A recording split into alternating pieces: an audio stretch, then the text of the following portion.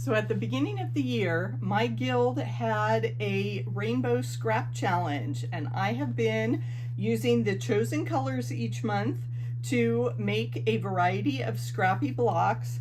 But here we are at the end of the year, and I only had 9 blocks. I prefer my quilts to have 12, you know, to make a rectangular quilt, and so I need to add a few. Let's come up with something. I went through and checked the blocks I've already made and just kind of flipped through the book, and I think today we're gonna try the Whirlpool, and I've selected some fun fabrics from my scrap bin. So I love this multicolor dot kind of geometric background. Actually, those are like orange peel quilting designs. This is some leftover batik, and then I needed a third color, so I'm gonna bring in this blue for the outer portions of this windmill block. So we'll have the darker solid, you know, almost solid. We'll have the lighter fun batik where the pink is in the diagram, and then my gray background. So let me get my pieces out of my cube and we will get cutting. I am starting with my lights, and we need 4 sets, and they say 6 layers of fabric is the most. So I'm gonna go ahead and just have my 4 layers first, and then I'll run it through again to get the other 4 layers that I need to make all of the background triangles for this quilt. So we have our first set, and then I can just pull that over and run it through again.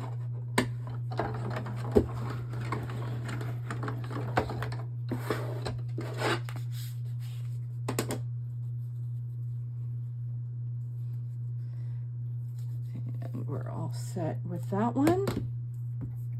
I'll grab my dark piece next. We're making these 4 large triangles for our flying geese.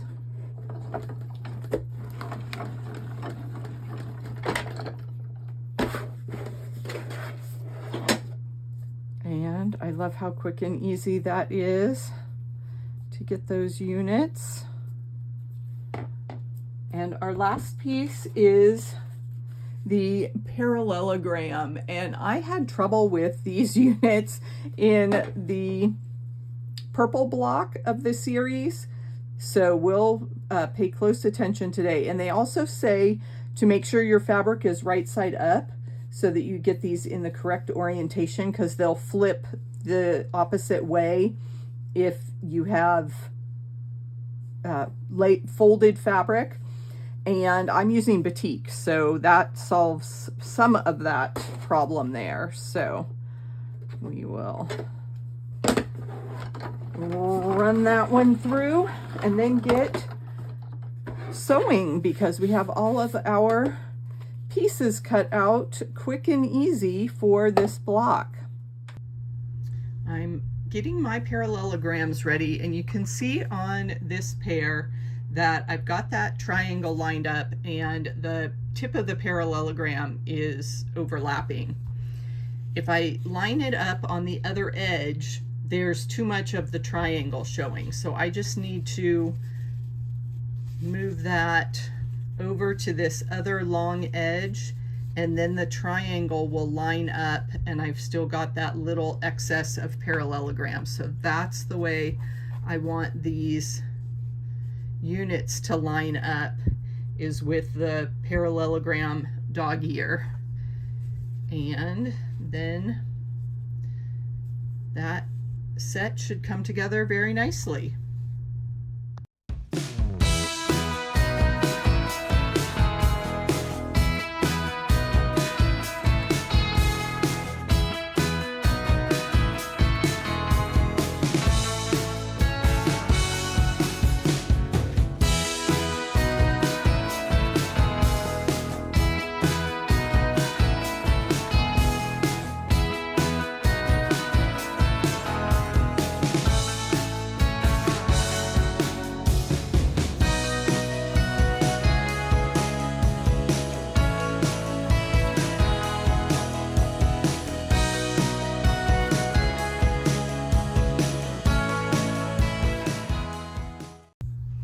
I love this kind of block construction that you can just make 4 identical pieces and then spin them so they make the final block.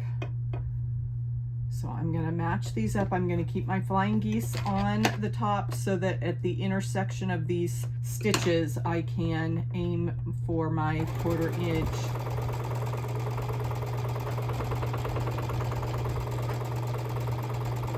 And not chop off any points.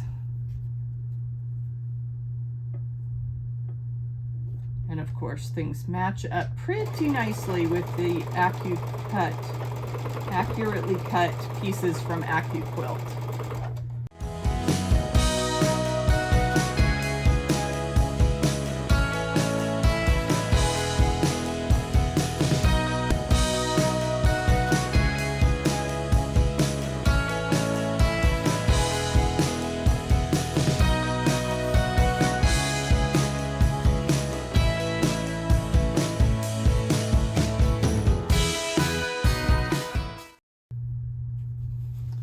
Ta-da! There is Whirlpool.